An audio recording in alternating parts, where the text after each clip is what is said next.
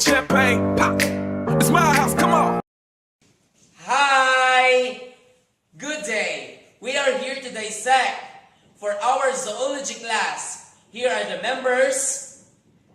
Gigi Agito, Jennifer Panopio, Melissa Villanueva, Mr. Jonathan Adao, Jethro Salvan, And Norman Marquez. And we are the BF team!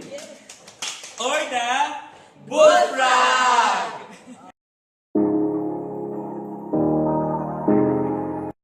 Hi! Before we dissect our specimen, all the members should wear the proper attire, including safety goggles, the face mask, laboratory gown, and the surgical gloves. And of course, here are the materials needed to dissect our specimen. The dissecting set, the dissecting pond, tissue, garbage bag, alcohol, and of course, the bullfrog.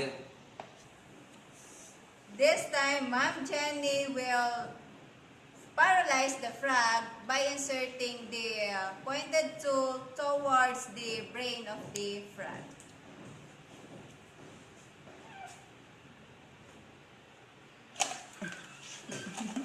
Teacher Jenny executed the procedure.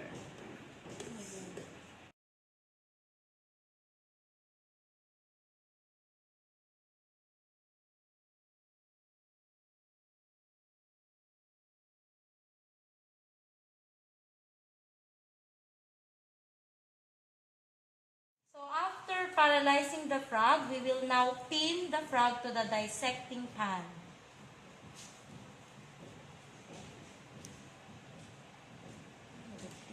Here we go.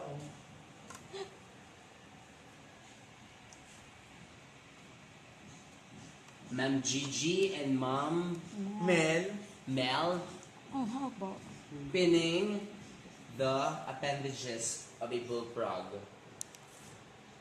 Done. next.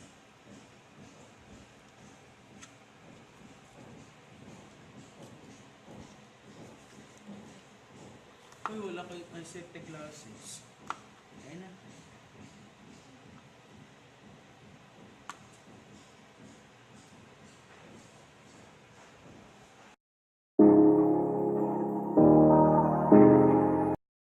The next step, we're going to determine the sex of the frog.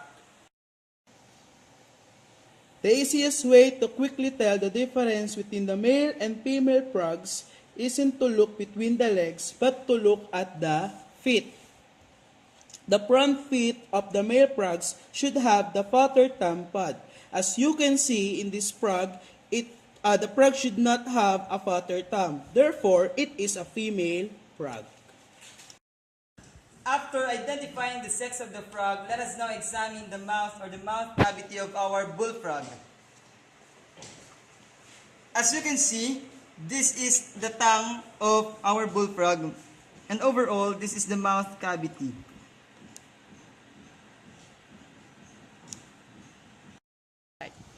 Next, we're going to find the cloaca. The cloaca is the spot where you'll make your first incision, which should be between the frog's hind legs.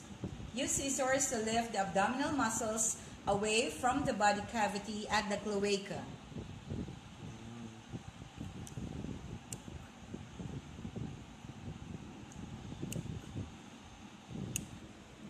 May nagbabasa na? Start. Cutting open the torso with an H pattern is also common.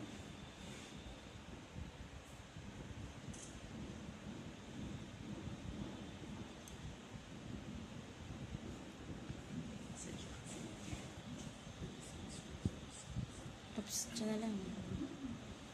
Hanggang dyan lang.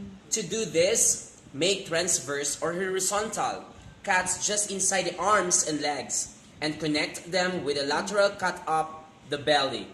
This should create two healthy flops that you can pull back and open the frog, pinning them to the tray if necessary.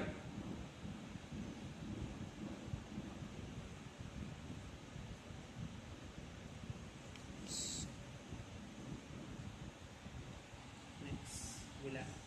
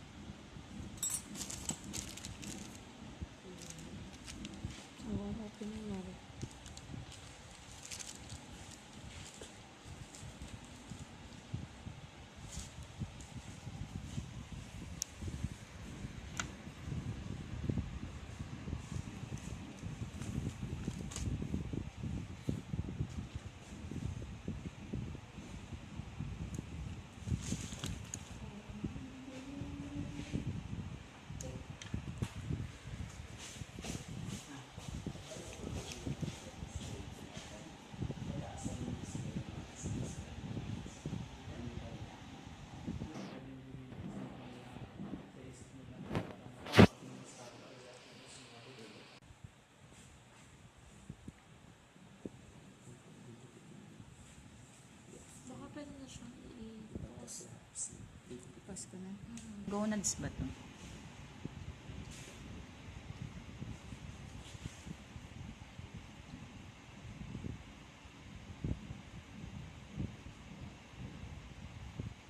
Unti ng dugo.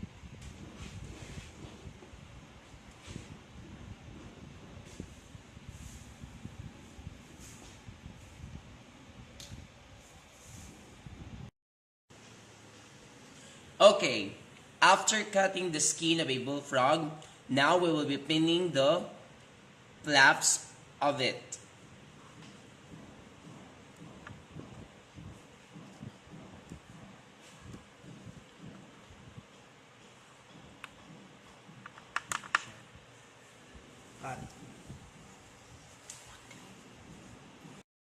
Next, remove the peritoneum membrane. There is a spider web-like membrane that covers many of the organs, which you may have to carefully pick off to get a clear view of the organs inside. Make a careful incision to pierce it, being carefully not to poke any of the organs. Then pull it loose and free of the body cavity to expose the organs and move forward.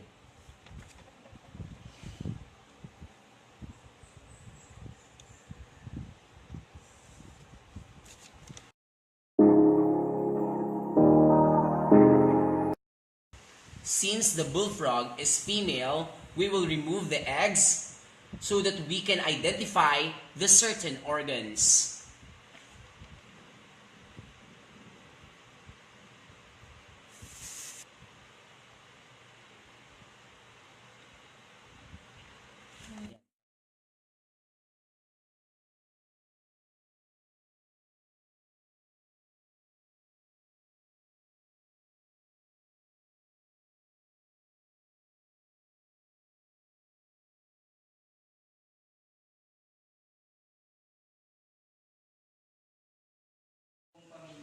Now, we will be moving on to the third part of our dissection, which is identifying the major internal organs. These are the fat bodies. It looks like spaghetti bright orange and yellow grids of tubes along the abdominal wall.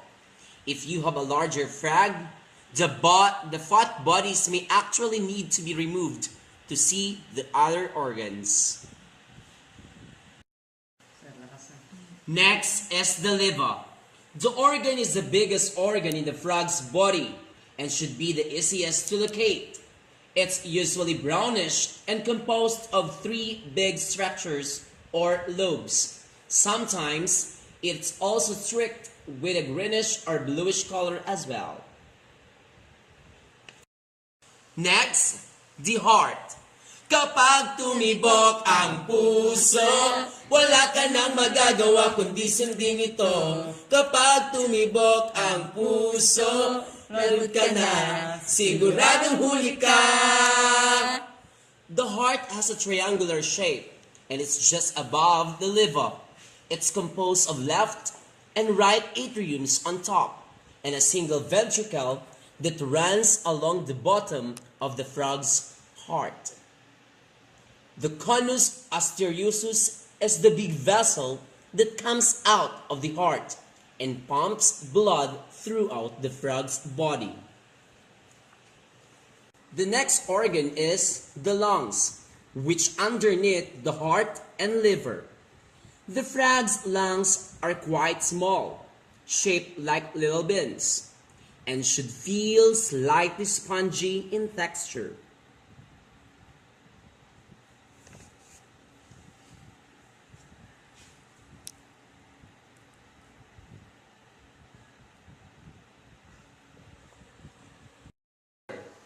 It is a small and greenish sac under the lobes of the liver, where digestive bile is stored for the frog's digestive system.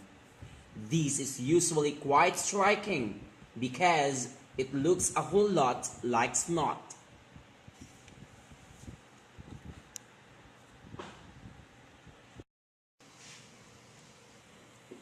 Identify the esophagus to find the stomach. The esophagus is the tube that leads from the frog's mouth to the stomach. Open the frog's mouth and find the esophagus. Then gently poke your probe into it and see where it leads. Follow the tube to find the stomach and begin examining the digestive tract of the frog.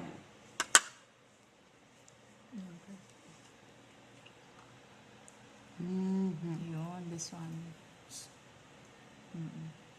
Yun, ano na lang. Ituro na lang. And as you can see, Sir Jonathan already found out the esophagus and of course the stomach.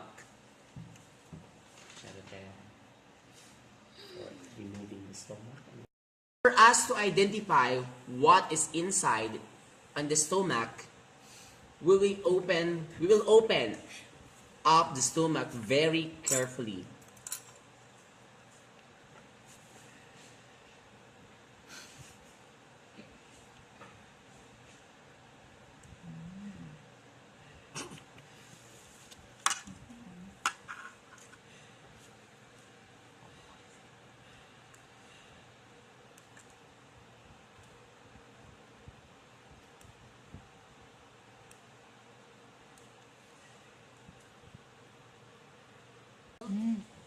What seems to be inside, and we found out that There are some insects. there are some insects. Di pa nadadigest. Amazing!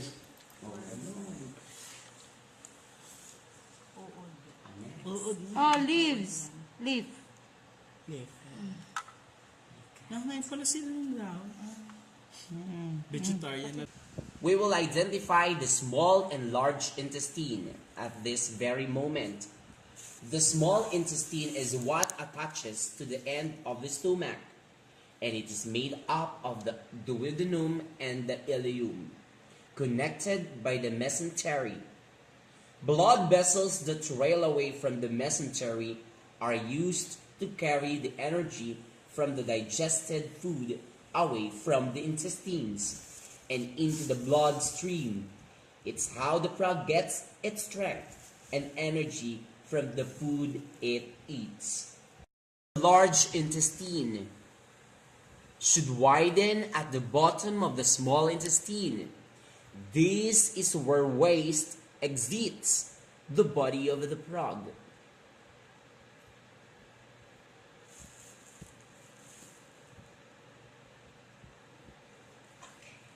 Spleen. The spleen of the frog should be dark red and shaped like a little herb. This is where blood is held during the digestion process, aiding in carrying away the energy from the frog.